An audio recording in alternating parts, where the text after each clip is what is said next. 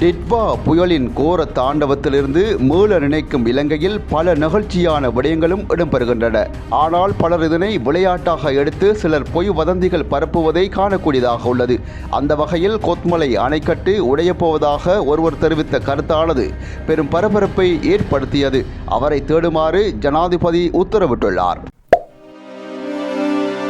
முன்னாள் பாராளுமன்ற உறுப்பினர் விமல் வீரவன்ச நீதிமன்றத்தில் ஆஜராகாத நிலையில் அவருக்கு எதிராக பிடியாணை பிறப்பிக்கப்பட்டுள்ளது. ஜனாதிபதி செயலகத்தால் தேசிய சுதந்திர முன்னணிக்கு வழங்கப்பட்ட 40 அரச வாகனங்களை தவறாக பயன்படுத்தியதாகவும் இதனால் அரசுக்கு 9 மில்லியன் ரூபாய் இழப்பு ஏற்பட்டமை தொடர்பாக விமல் வீரவன்சவுக்கு எதிராக வழக்கு தாக்கல் செய்யப்பட்டுள்ளது.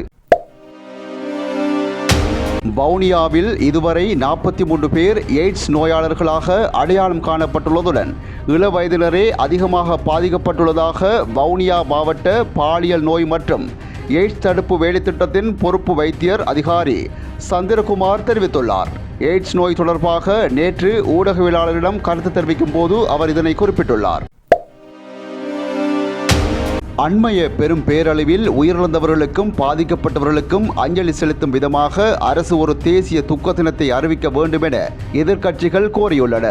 இன்று நாடாளுமன்றத்தில் உரையாற்றிய எதிர்க்கட்சி தலைவர் சஜித் பிரேமதாசா இந்த விடயத்தை வலியுறுத்தியுள்ளார். வெள்ளப்பெருக்கு ஏற்பட்டுள்ள பகுதிகளில் நிவாரண நடவடிக்கையில் ஈடுபடுவோர் எலிக்காய்ச்சல் நோயிலிருந்து பாதுகாப்பு பெற்றுக் கொள்ளுமாறு வைத்தியர் தீபால் பெரேரா தெரிவித்துள்ளார். நாட்டில் ஏற்பட்டிருக்கும் அசாதாரண நிலையில் சுகாதார நடவடிக்கை தொடர்பில் ஊடகங்களுக்கு விளக்கம் அளிக்கும் போது அவர் இதனை குறிப்பிட்டுள்ளார். நிவாரண பொருட்களை கொண்டு செல்வோர் மற்றும் மீட்பு பணிகளில் ஈடுபட்டிருப்போர் எலிக்காய்ச்சலுக்கான மாத்திரைகளை எடுத்துக்கொள்வது சிறப்பு. அனுராதபுரத்தில் உயிரை மாய்த்துக் கொள்வதாக மல்வத்து ஓயாவில் குதித்த ஒரு தாயும் 2 குழந்தைகளையும் கண்டுபிடிக்க அனுராதபுர போலீசார் நடவடிக்கை எடுத்துள்ளனர்.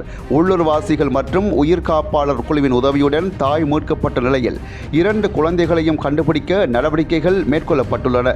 மொரட்டுவையைச் சேர்ந்த 2 குழந்தைகளின் தாயான 40 வயதுடைய ஒரு பெண் தனது 4 வயது மற்றும் 8 வயதுடைய குழந்தைகளுடன் செவ்வாய்க்கிழமை காலை அனுராதபுரம் நகரத்துக்கு அருகிலுள்ள மல்வத்து ஓயாவில் குதித்துள்ளதாக போலீசார் தெரிவிக்கின்றனர். குறித்த பெண்ணின் கணவர் வெளிநாட்டில் இருப்பதாகவும் குடும்ப தகராறு காரணமாக இவ்வாறு உயிரை மாய்த்துக் கொள்ள முயன்றதாகவும் தகவல் வெளியாகியுள்ளது. இயற்கை அனர்த்தம் காரணமாக பாதிக்கப்பட்ட நாட்டின் தொலைபேசி மற்றும் இணைய தொடர்பு வலையமைப்புகள் நாளைய தினத்துக்குள் முழுமையாக மீட்டெடுக்கப்படும் என டிஜிட்டல் பொருளாதார பிரதி அமைச்சர் எரங்க வீரரத்ன தெரிவித்துள்ளார். டிஜிட்டல் பொருளாதார அமைச்சகம், தொலைத்தொடர்பு ஒழுங்குமுறை ஆணையகம் மற்றும் தொலைத்தொடர்பு நிறுவனங்கள் அனைத்தும் இதை அடைய கடுமையாக உழைத்து வருவதாக பிரதி அமைச்சர் சுட்டிக்காட்டியுள்ளார்.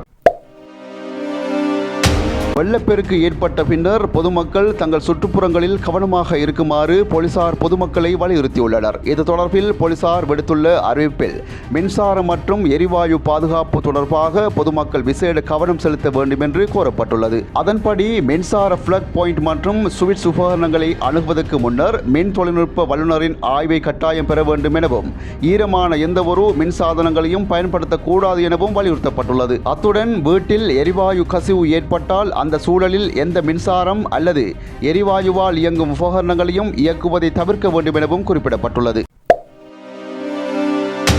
தேசிய அனர்த்த முகாமைத்துவ திட்டத்தை அரசாங்கம் முறையாக பயன்படுத்தவில்லை என ஐக்கிய தேசிய கட்சியின் உறுப்பினர் அகிலவிராஜ் காரியவசம் தெரிவிப்பு. பிளவர் வீதியில் அமைந்துள்ள முன்னாள் ஜனாதிபதி ரணில் விக்ரமசிங்கவின் அரசியல் அலுவலகத்தில் நடைபெற்ற செய்தியாளர் மாநாட்டில் அவர் இதனை குறிப்பிட்டுள்ளார்.